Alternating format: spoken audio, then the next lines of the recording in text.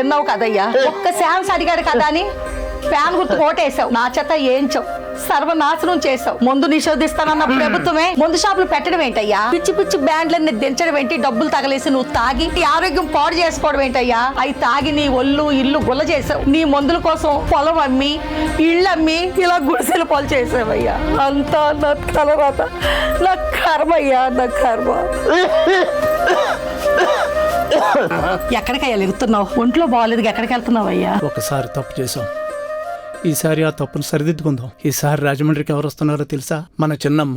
చిన్నమ్మంటే పురంధేశ్వరి గారా? అవును, మన బీజేపీ స్టేట్ ప్రెసిడెంట్ పురంధరేశ్వరి గారే ఈసారి రాజమండ్రి పార్లమెంట్ అభ్యర్థిగా పోటీ చేస్తున్నారు. ఆవిడికి ఓటేసి మన తలరాతను మార్చుకుందాం.